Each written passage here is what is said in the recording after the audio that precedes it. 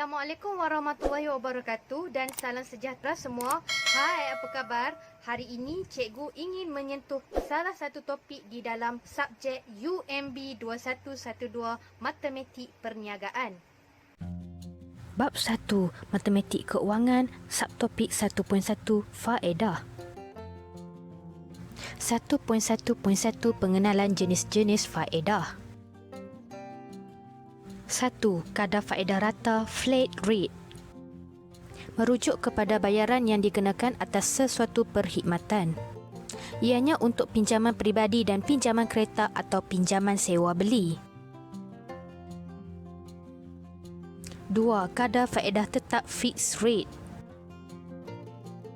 Merupakan faedah dikira berdasarkan baki pinjaman semasa pada kadar faedah yang sama. Ianya tidak berubah sepanjang tempoh pinjaman. Biasanya digunakan dalam pinjaman perumahan atau pinjaman-pinjaman berkala terms loan, gadaian, kad kredit. 3. Kadar faedah terapung floating rate. Merupakan kadar faedah yang dihitung berasaskan baki pinjaman semasa dengan kadar faedah bersandarkan pada indeks ataupun kadar asas BER. Boleh berubah-ubah sepanjang tempoh pinjaman. Contoh bayaran pinjaman kredit. Info tambahan. Pada Januari 2015, kadar asas base rate BR telah menggantikan kadar pinjaman asas base lending rate BLR sebagai rujukan utama untuk kemudahan pinjaman dan pembiayaan runcit kadar terapung baharu. Bagi institusi keuangan, BR membolehkan kadar faedah bagi pinjaman sedia ada berubah mengikut perubahan dalam keadaan pendanaan pasaran dan ini akan membantu mereka mengurus risiko dedahan kadar faedah pasaran. BR juga dijangka menyediakan asas yang wajar kepada institusi keuangan untuk menentukan harga pinjaman kadar terapung kerana ia mencerminkan kos dana tanda aras yang relevan untuk memberikan pinjaman. Ini mesti ada yang cakap, tak faham lah cikgu. Apa? Ya, cikgu tahu kamu tak faham dengan ayat dekat modul tu. So, meh sini cikgu nak terangkan ikut ayat yang mudah difahami. BLR merujuk kepada kos pembiayaan asas. Manakala BR merujuk kepada kos modal, cost of fund yang diperuntukkan oleh sesebuah bank. Pelanggan BLR diberikan diskaun daripada penolakan kadar faedah namun mereka tidak mengetahui berapa keuntungan yang diperolehi oleh bank kerana nilai modal tidak jelas. Peratus BR pula merujuk kepada kos modal yang dikeluarkan oleh bank jadi kadar faedah yang ditambah adalah peratus keuntungan bank. Kadar BLR hanya dipengaruhi oleh overnight policy rate OPR daripada Bank Negara Malaysia BNM. Dengan erti kata lain, kadar faedah setiap bank adalah tetap. Kadar BR boleh ditentukan dan berubah daripada semasa ke semasa. Dengan erti kata lain, kadar faedah boleh ditentukan sendiri oleh setiap bank dan tidak tertakluk kepada BNN. Walau bagaimanapun, BNM adalah penanda aras. 1.1.2 Menghitung kadar faedah. Faedah mudah yang dikenakan boleh dihitung secara umum dengan rumus seperti berikut. I sama dengan PRT, di mana I mewakili jumlah faedah, P mewakili prinsipal atau pendahuluan, R mewakili kadar faedah, T mewakili tempoh masa atau tahun. Untuk kiraan jumlah bayaran bersama faedah, kita jumlahkan prinsipal P dan jumlah faedah I. S sama dengan P tambah I, di mana S mewakili jumlah bayaran, P mewakili prinsipal atau pendahuluan, I mewakili jumlah faedah. 1. Pengiraan faedah rata flat rate. Faedah rata. Contoh pertama, kenal pasti jumlah faedah rata yang dibayar oleh Encik Kapak sekiranya dia meminjam 4,500 dan bersetuju untuk membayar hutang tersebut dalam tempoh 5 tahun dengan kadar faedah rata 12 tahun. Kirakan jumlah yang perlu dibayar. Okey, untuk pengetahuan anda, faedah rata adalah faedah yang dibayar sekali sahaja, iaitu secara langsam. Jadi mula-mula sekali kita perlu kena pasti dulu apakah dia I, apa dia P, apa dia R dan apa dia T. P ialah prinsipal di mana sebanyak RM4,500. So, R dia pula adalah bersamaan dengan 12% atau 0.12. T adalah tempoh masa samaan dengan 5 tahun. Jadi, untuk pengiraan interest, iaitu I, faedah dia, bersamaan dengan PRT. Jadi kita masukkan dalam formula RM4,500 darab dengan 0.12 darab dengan 5. Jadi anda kira guna kalkulator bersamaan dengan RM2,700.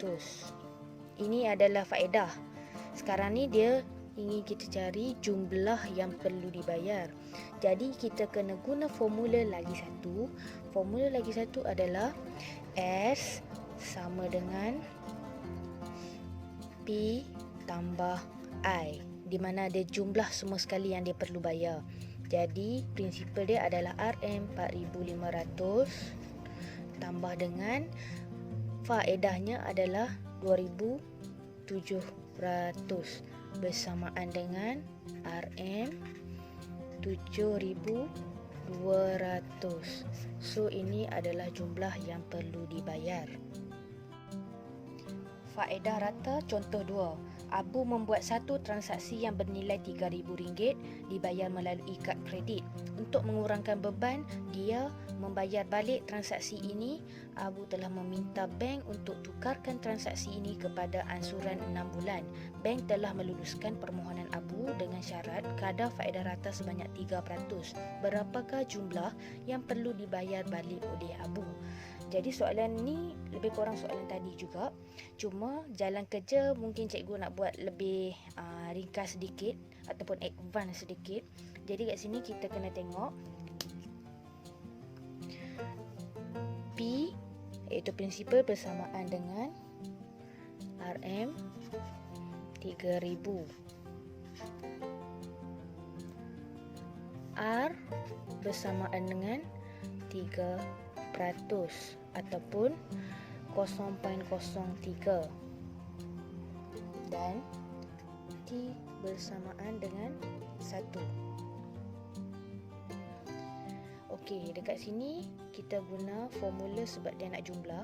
S sama dengan P tambah I, di mana cikgu boleh buat macam ringkaskan formula ni. S sama dengan P tambah PRT, sebab I tadi bersamaan dengan PRT. So kat sini kita masukkan saja dalam formula RM3,000 kita tambah dengan P dia 3,000 darab dengan rate dia adalah 0.03 darab dengan masa dia sekali saja sebab ni faedah rata kan. So bersamaan dengan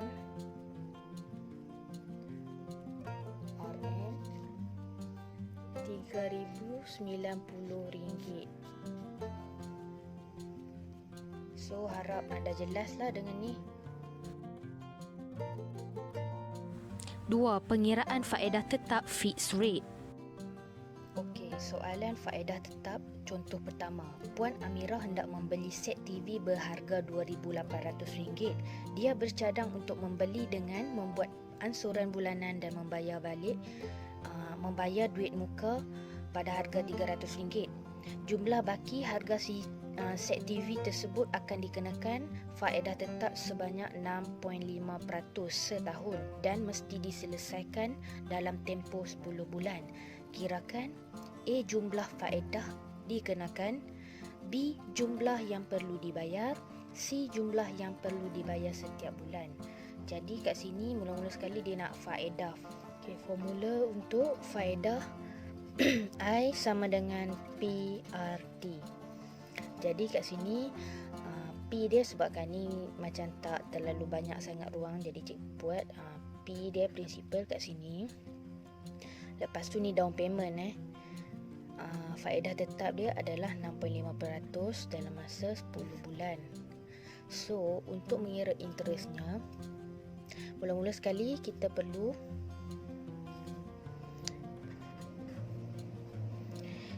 tolak dulu dengan dia punya bayaran muka. Jadi 2,800 tolak sama dengan 2,500. Okey. Lepas tu baru kita kirakan dia punya interest.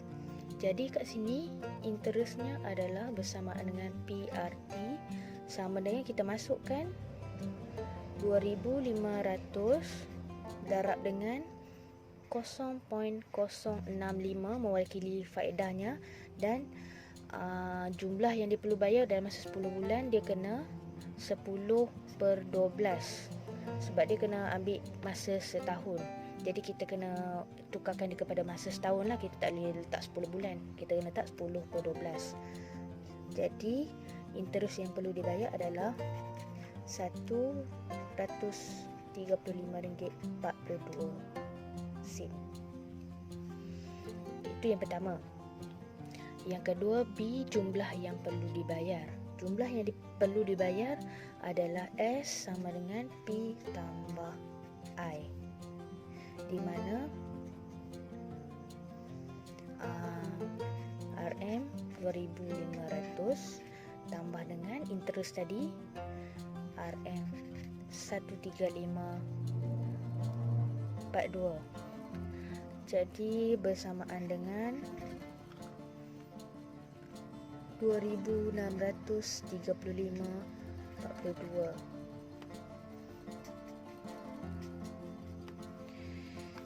Okey, jumlah yang dia perlu bayar setiap bulan pula, ansuran bulanan lah dia panggil. Okey, so dekat sini ansuran bulanan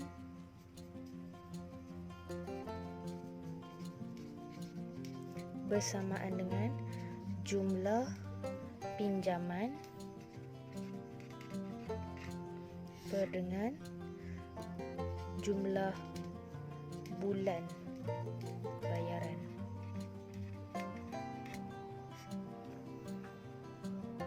So dekat sini kita bahagikan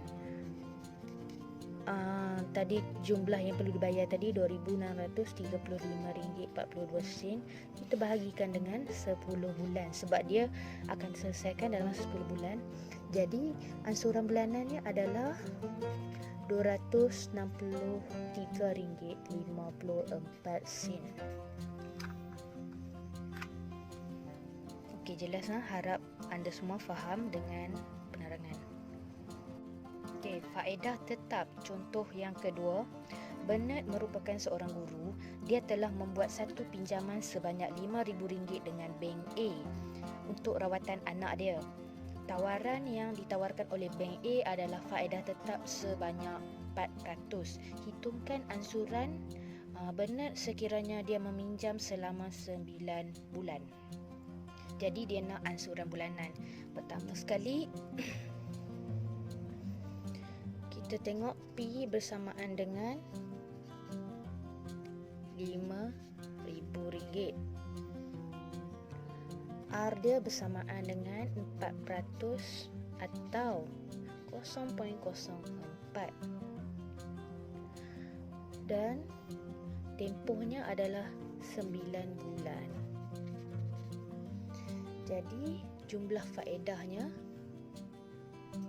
I sama dengan PRT.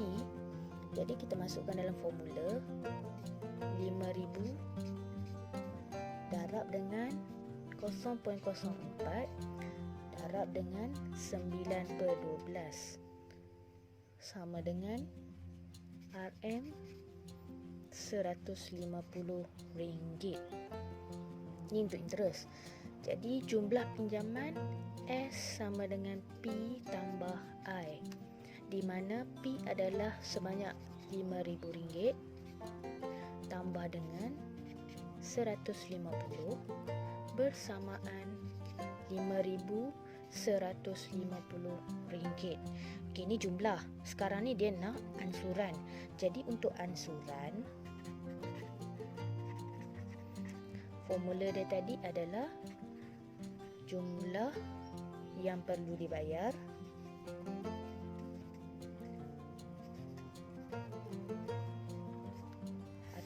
per dengan jumlah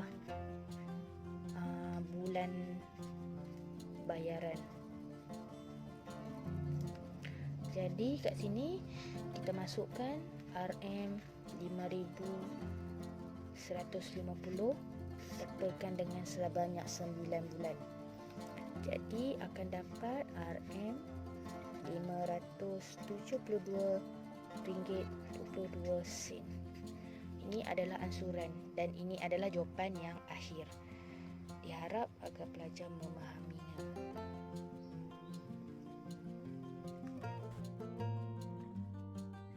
Tiga, pengiraan faedah terapung floating rate.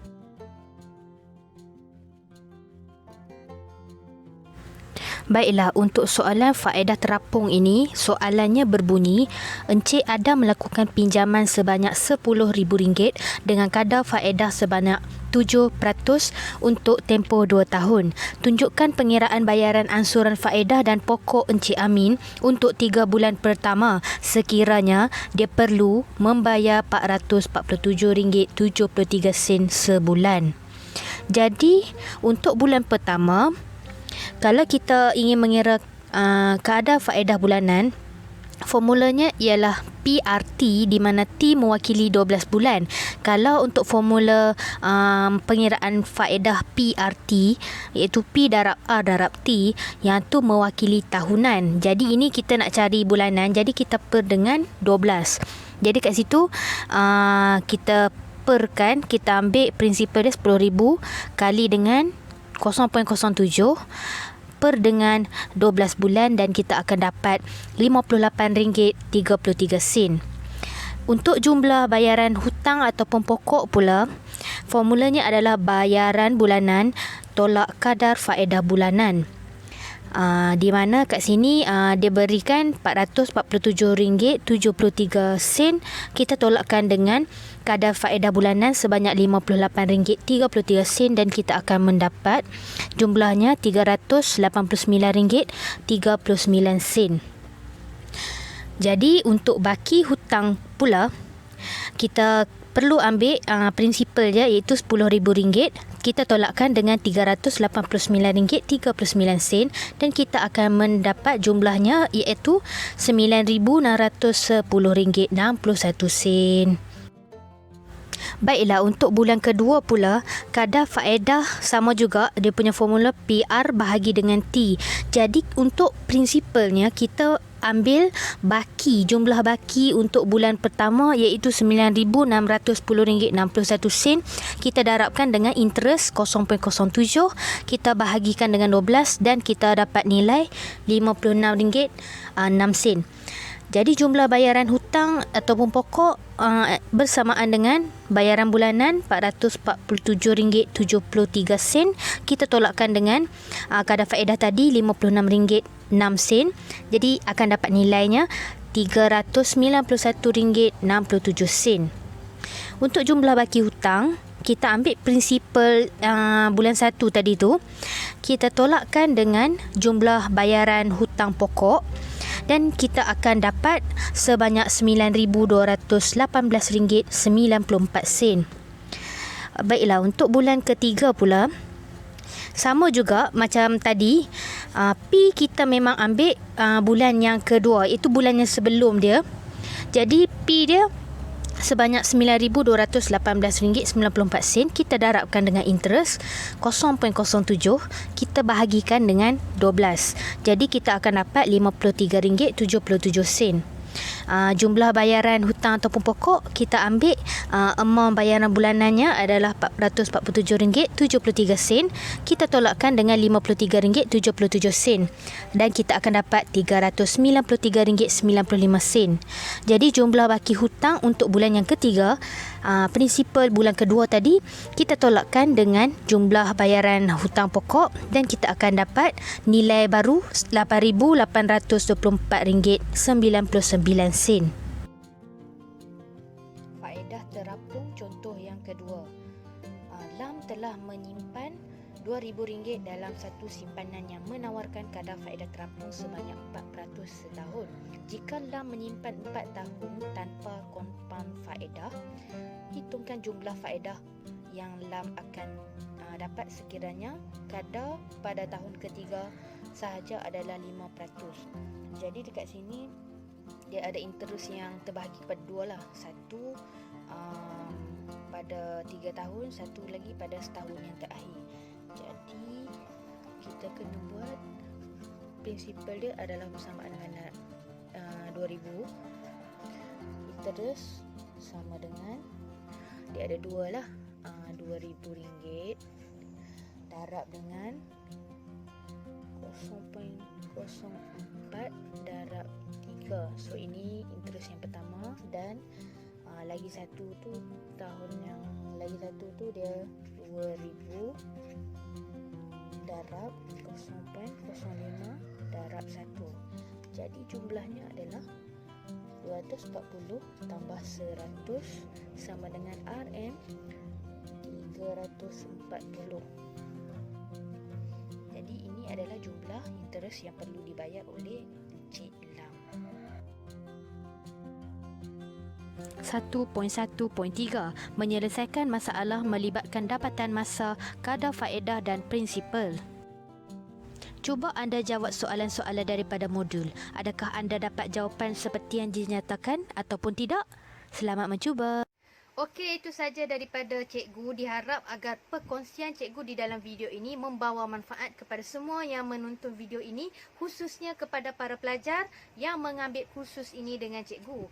Kepada yang belum subscribe, mohon subscribe channel ini dan anda juga boleh like, komen dan share untuk penambahbaikan saya pada masa akan datang, insya-Allah. Sekian, wabillahi taufiq wal hidayah. Wassalamualaikum warahmatullahi wabarakatuh. Jumpa next class. Bye bye.